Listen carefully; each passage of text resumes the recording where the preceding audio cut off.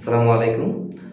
সম্মানিত শিক্ষক মণ্ডলী ও কর্মচারীবৃন্দ, এমপিও শীট সংশোধন অর্থাৎ ইএফটি তথ্য সংশোধনের জন্য সময়সীমা বৃদ্ধি করা হয়েছে।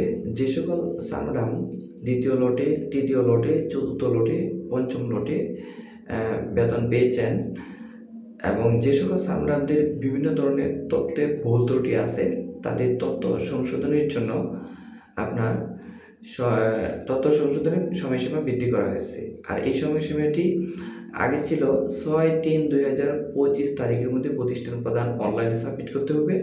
আর এই সময়সীমাটি বৃদ্ধি করে 20/3/2025 তারিখ পর্যন্ত করা হয়েছে। অর্থাৎ সম্মানিত প্রতিষ্ঠান প্রধান এবং সহকারী শিক্ষকবৃন্দ এবং কর্মচারীবৃন্দ, আপনারা 20/3/2025 তারিখের মধ্যে প্রতিষ্ঠান প্রধান অনলাইন এমপিও তথ্য সংশোধনের জন্য সাবমিট করতে পারবে।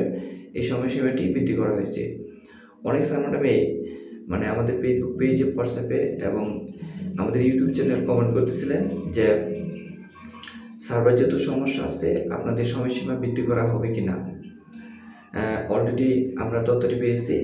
আপনারা নিজেরা অনলাইন চেক করতে পারেন, দেখতে পারেন যে অনলাইনে আপনার এমপিও শীট সংশোধনের অর্থাৎ ইএফটি তথ্য সংশোধনের জন্য আপনার সময়সীমা বৃদ্ধি করা হয়েছে। 20/3/2025 তারিখের মধ্যে প্রতিষ্ঠান প্রধান অনলাইনে সাবমিট করতে পারবে। সম্মানিত শিক্ষক মণ্ডলী, ভিডিওটি এখানেই শেষ করব। যে সকল স্যার ম্যাডাম আমাদের চ্যানেলে নতুন হয়ে দেখবেন, তারা অবশ্যই আমাদের চ্যানেলটিকে সাবস্ক্রাইব করে রাখবেন। আর এই তথ্যটি সকল স্যার ম্যাডামদের দেখার সুবিধা করে দিবেন, লাইক কমেন্ট শেয়ার করে। সম্মানিত শিক্ষক মণ্ডলীর সকল স্যার ম্যাডামদেরকে আমার পক্ষ থেকে আসসালামু আলাইকুম।